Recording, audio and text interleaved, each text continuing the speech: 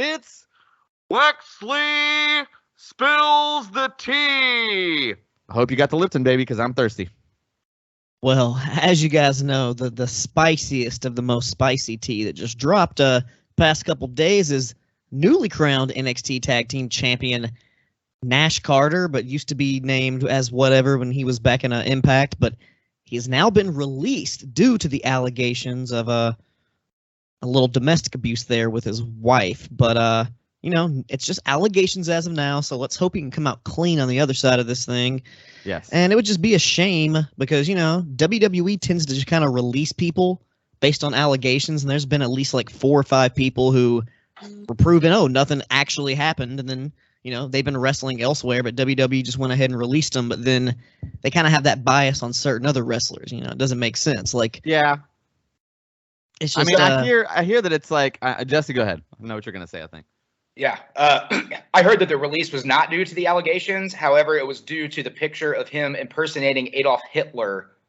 That was posted by Kimber Lee, and that the accusations were not the cause. That's, again, dirt sheet shit. I definitely saw the picture, and that wasn't a good look, but it's not okay. It's not a good look, right? But it's like, dude, look at the guy's face. Like, he's obviously making a mockery, right? That's like canceling The Producers, like the movie The Producers, or the Broadway show The Producers, that literally was just mocking Hitler. Like, that was the whole purpose of it. Like, he's clearly not like. He's clearly not. I mean, to me, it's almost like he's obviously making fun, right? Isn't that the point of it? Like, he's shaving his face. He stops. He sends a private photo to his buddies, making fun. Like, he's clearly not. There's nothing racist about that. He's making fun of this evil person. Like, I don't know. I think that's crazy. I think it's just that it came out in public is all.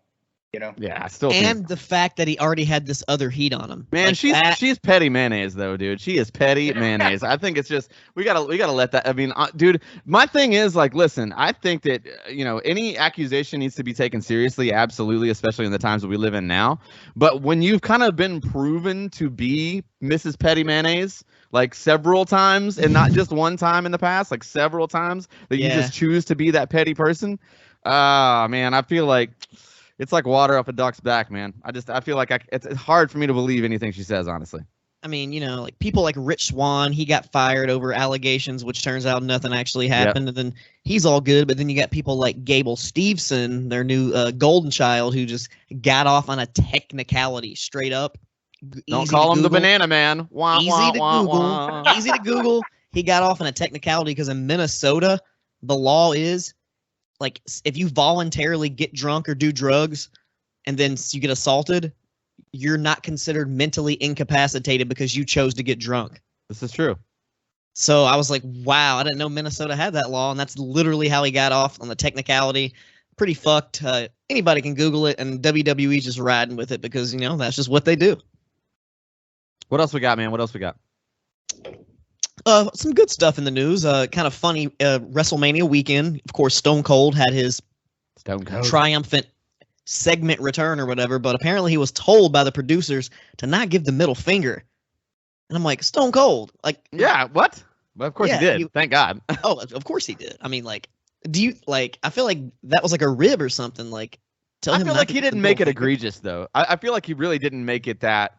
Like he did, I think he did it a couple times, but it wasn't like the main focus like it used to be. I mean, but that's never like the main focus. But that's the thing. Like they were just overthinking it, or just like I said, probably a rib or some shit. And also, as we're gonna talk, the match finally did happen. The return that we were talking about with Cody. But apparently, Cody made his Raw debut this week.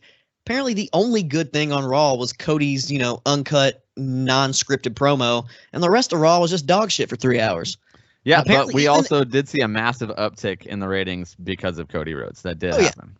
Oh, I mean, exactly. And that's just crazy just to think, like, how much impact that he has. Like, the only good thing on the show is him, and, like, 3 hours is just too long. Even Seth Rollins was saying that Raw is an obnoxiously long show. Oh yeah, I know he hates it. I mean, he's been open about that. And honestly, I think that 3 hours is too long. Like, why not just make it 2 different shows? You know what I'm saying? Like, just do an hour up front and then do 2 hours of Raw, an hour of something totally different.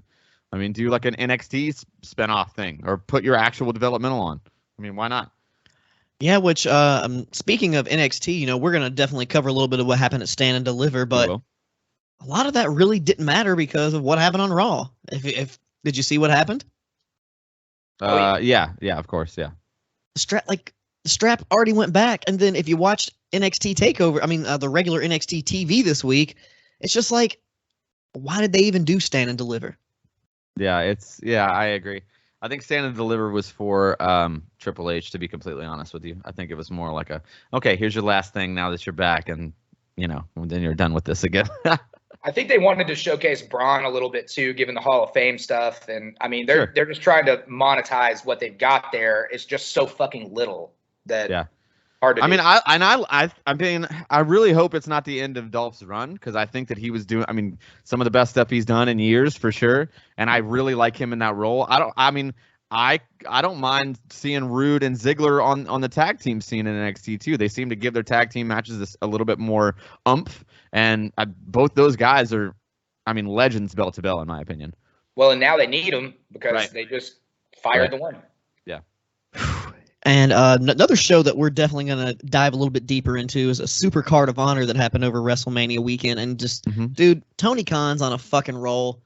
Oh, Samoa Joe. Best booker in the business, no doubt. Who also got debuted on Dynamite. Like, dude, Dynamite was fantastic. And then Super Card of Honor set up FTR versus Bucks 2, which we got on Dynamite, which was, it lived up to the hype. Like, yeah, I'll definitely say that. I mean, when you're that good, how can it not? Hell of a main event. Like, Alex Zane and Swerve might have been my favorite match of the whole weekend. It's very good. Yeah, that dude, just Alex Zane is just on a fucking different level. Like, I don't know if there's anybody his size that can do the shit that he does. I think Swerve. Or Chris Bay maybe a little bit. But Chris Bay is actually a little bit smaller. But yeah, But like the types of fucking, I don't know. I agree. He's very fluid. Hey, I remember seeing him at Sup do a suicide dive into someone throwing a trash can, so he just dove into the trash can. Nice. Good shit. Bitchin'. There's not really that many more big headlines in the news. Just WrestleMania weekend and just wrestling right now is just fucking awesome. Like, if you're a wrestling fan at this moment, you can't fucking complain. It is a good time to be a wrestling fan for sure. I am excited about it